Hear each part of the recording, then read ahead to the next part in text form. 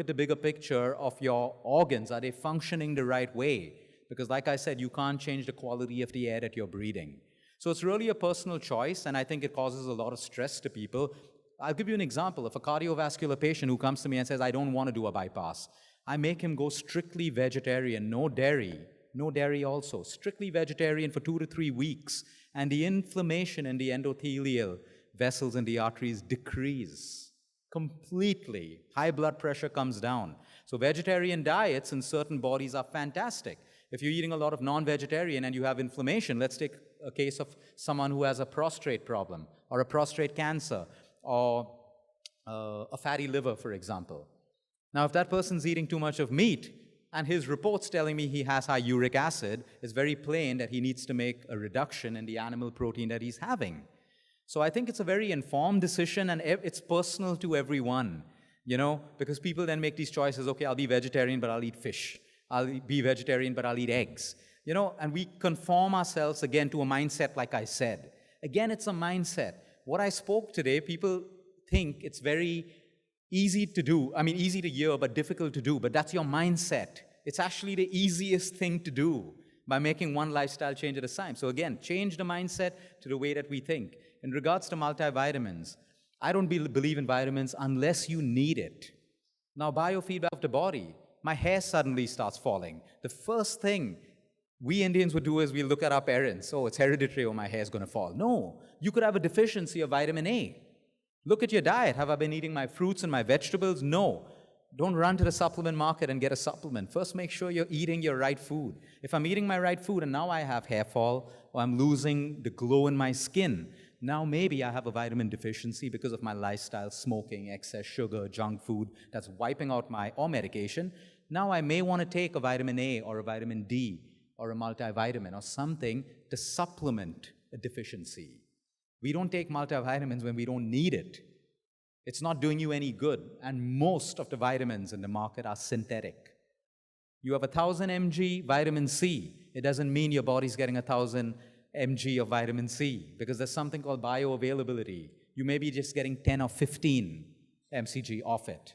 You take curcumin, you take turmeric, but you don't add the black pepper to it. Your turmeric's practically useless. You need the black pepper to absorb the turmeric into your body, which is why traditional Indian curry has turmeric and spices as well. Combination to help with absorption. So we use vitamins only when we need it, only when we have a deficiency. By taking biotin doesn't mean your hair's going to get better. Unless you have a deficiency in biotin, that's when it works. Okay? Yes? My question is regarding this AC culture, you know. You often live in ACs all the time. Mm-hmm. But it creates a bit of a problem in your breathing. You don't breathe the natural air. How do you overcome that? My answer will disappoint Dubai, because everyone needs an air conditioner, right? But it's true what you're saying. It's unnatural. I mean, if I look at most of my asthmatic children and children with sinus and eczemas and psoriasis and, you know, allergies, they all come from Dubai, most of them, because of air-conditioned air. It's not natural to us. And we move from an air-conditioned house into an air-conditioned car, into an air-conditioned school or office, which is why it's so important for us to actually step outdoors sometimes and get fresh air as well. That's how we live, and we can't change that way, but we have to, like, you know, make attempts to go out, you know, into fresh air as well and get some amount of fresh air. It's extremely important. Air-conditioned air cannot do for you what normal air does for the human body. So it's very important. That's a good point that you raise, but it's a real problem that you have, which it's not really too much in your control. So whenever you can get fresh air, whenever you can get your kids out to play in the open, it's so important. Actually, that problem's not only in Dubai. I mean, most Indian kids today sit home in ACs at home and on their Xboxes and video games and don't even go out to play as well. But the problem is get them out in fresh air. That's, again, frequencies, like he said. You're more connected with nature when you're breathing and eating things which are natural. The moment we move into packaged food, synthetic air, we start having health problems. Energy levels dip, allergies tend to rise. So that's how it is. Excuse me. Yes. Look, thank you very much. I have my son. He suffers from multiple sclerosis, and it's called primary progressive one. And there is no medicine. There are no, what I would say to you is any sickness, but it just keeps progressing, going worse and worse. What lifestyle of food you think he has to change, if he has? So I think first we need to understand that all kinds of eczemas and psoriasis, usually the root cause is a leaky gut. It's poor gut health. So now we need to go into look in fixing his gut. So we need to go back to his childhood. Did he consume a lot of antibiotics? Yes or no? It could be so many different things. Did he take medications while growing up? Is his water intake good? Is there enough of probiotic in his food? And once you start repairing the gut, externally, the best results that we've had for psoriasis is either coconut oil with a little bit of pink salt in, or something that's working brilliantly is coconut oil with something called sweet basil seeds. Everyone knows the faluda? The seeds in faluda, they're called sabja seeds. So you crush that and you heat it with coconut oil and you apply it on the skin areas. And hopefully it works. But again, you have to look at inside, at the gut. He doesn't live here, he's in Canada. Okay. What about vegan diet? How useful it is, as you said, if somebody is suffering from some sicknesses? A vegan diet. Yeah. So again, I think a vegan diet is a personal choice. It's great for people who cannot take milk, for people who care about the environment. But I have to be fair when I make the point that I have a lot of people who are vegans who also have health problems and deficiencies. So it's got to be done with the right intention in the right way, in a very balanced way. You see, when we try to make, when we try to make any of these diets extremes, like we say, oh, I'm a vegan, it's more like, we lose the whole essence and purpose of being a vegan.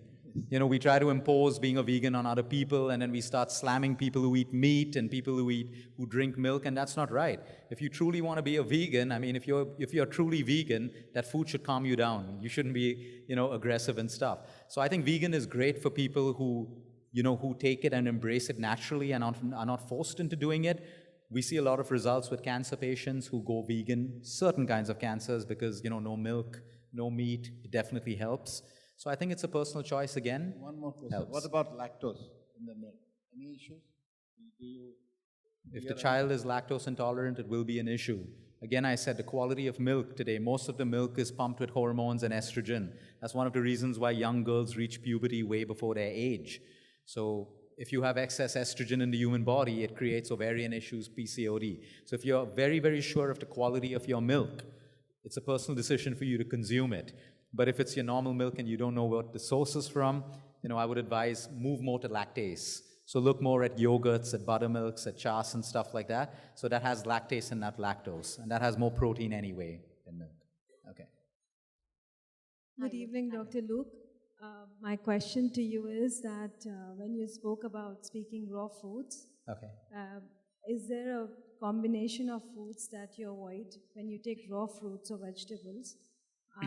Are there certain fruits that do not go together, or certain combination of vegetables that the body is unable to digest? So would you please throw some light on this as to... No, the beauty of nature is it's simple. We don't have to worry about combinations when it comes to fruits and vegetables at all. Unless you're diabetic, then you got to choose your fruits very carefully. Other than that, fruits are always on an empty stomach. We never juice fruits. You never have a fruit after a meal. And when it comes to your vegetables and your salads, you always have it before a meal and not after a meal. You want to get the digestive enzymes in your system before your cooked food and not after your cooked food. So that's the only rule when it comes to vegetables and fruits. Nature's kept it simple, so we don't have to be confused about combinations, but we got to be confused about combinations when it comes to all of the artificial and synthetic foods and stuff like that. So to answer your question, absolutely not. There's no combination. Good evening, Luke. Hi. Very good evening, I would say, because yes, this market, especially in this part of the world, poor sedentary lifestyle, stress-related diseases have been on the rise. Therefore, I think this was a very insightful session. My two questions to you is, when it comes to diabetes, where in this part of the world, again, 20 to 25% of the population being diabetic, hypertensive, all relating to direct cardiovascular problems. Basically, some stats I know, and I have even paid claims to 23-year-old for heart attacks.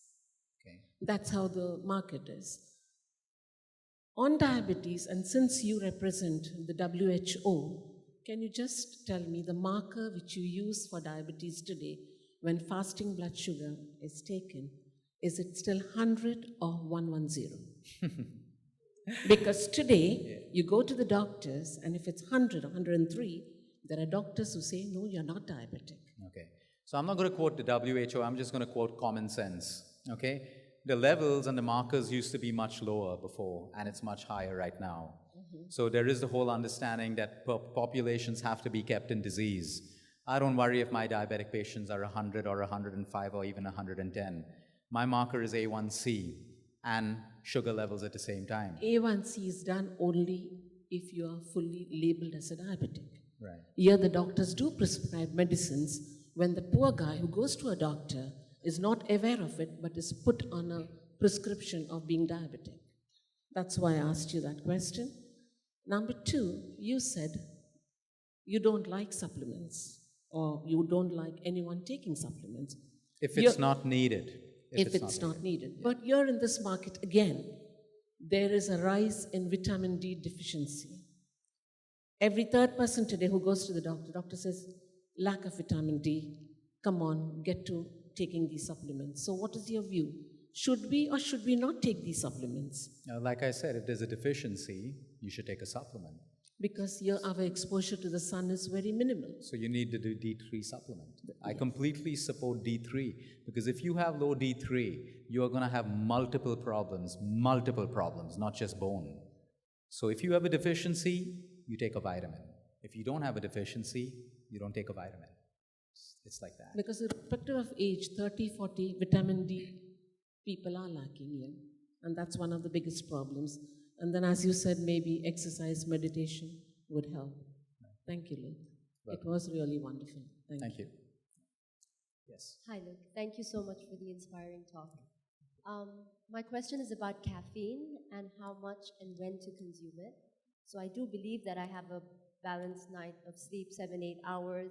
I feel rested in the morning, but I can't seem to wake up until I have that cup of black coffee. And even with my meals, you know, they're balanced enough, but after my lunch, I need that coffee. After my dinner, I want to have green tea right away. So I just wanted your insights into this. See, in the morning, the problem is not with caffeine. The problem is with the overconsumption of caffeine and if you have a low water intake. So because caffeine works like a diuretic, it flushes out water from your system. So my rule of thumb is if you have a cup of coffee, in the next 15 to 30 minutes, you should have a glass of water because your body's going to flush that excess water out. So if you can make one lifestyle change, before you have your cup of coffee in the morning, either you have a glass of lemon water or you have a piece of fruit and then have your coffee. Because you're waking up with an acidic body and the first thing you're putting in your system is something which is acidic. And that's not a good thing for you at all. Absolutely not. The second lifestyle change is you said you need a coffee immediately after lunch and dinner. Try and keep a gap because coffee and tea contains something called tannins that blocks the absorption of iron from the food that you eat into your body. So if you have your tea or coffee too close to your meal, while your body's digesting and absorbing, you're blocking absorption of iron into your system. So you can still enjoy your coffee, but you know, add these things on the side and it should be fine. Good evening, Luke. I have a question for you. Let's raise your hand. Yeah. Okay, yeah. So it's not on the individual side, it's actually on the corporate side. So as corporates, we have a lot of employees in our companies. So what initiatives should we as corporates take in order to make sure that our employees have a healthy lifestyle so that the productivity of our organizations go up? So do you have any suggestions on them? How do we conduct these things? So I think a lot of corporates spend money on employee wellness today, and it's just a tick in the box for HR. You know, so get a yoga teacher, do a nutritional camp, and then they say, oh, we've, you know, done something healthy for employees. We have to consider that employees in the UAE have genuine problems. It's not just employees, it's right from CEO level down to employees. People have to spend a lot of time driving. People spend a lot of time in cars. By the time they reach home, they're too tired to work out. So telling people to work out and, you know, do all of these things, it's not the right way considering the real problems in the UAE. Everyone can't have a cook at home to cook home-cooked food. So we have to find this balance, and that balance again comes through lifestyle. So we would encourage employees, out of 3 meals in a day, start by getting one right. If you reach home and you're too tired to work out, okay, don't go to a gym and work out. Can you do like a 15-minute walk? That's exercise as well. Can you do a 4-minute workout? There's a 4-minute workout, and all of you should YouTube it. It's called Tabata. It's a Japanese workout. It gets over in 4 minutes. If you can do the 5th minute, you've been cheating. You've not done the 4 minutes well enough.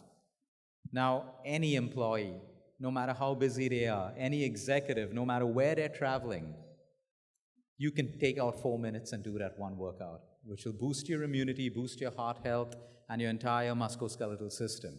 So you see, where there's a will, there's a way, but you can't go to employees and just dump and say, eat well, stop drinking Cokes and Pepsis, cut down sugar. You need to integrate it into their lifestyle. So like you take challenges. So if you look at an organization, I would separate the IT team and the operation team, for example, and I'll put them against each other.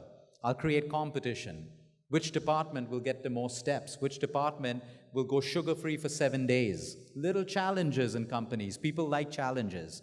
Or it starts from CEO level. The CEO does 10 push-ups and challenges any employee to do more push-ups than him. You build a culture immediately, a motivating culture. Or you have traditional wellness where people will come and teach you yoga, you'll do it for 2 days and then you forget about it and it's a waste of time and money for everyone. So it's got to be done with a science. You got to do it with motivation, competition amongst groups, starting from CEO level, going down right down to employees. And you don't just look at the company. I would look at the families of the employees as well. Because if I'm here working for a company and my family's sick back home, I'm not a productive employee. I'm completely worried about the health of my family. So a company should embrace the families as well. You don't have to spend money on that. It's just the same knowledge and competitions that you're sharing with your employees extended to their families so that they feel part of the whole health culture. And that's how you build a health culture. All change happens in cultures. It never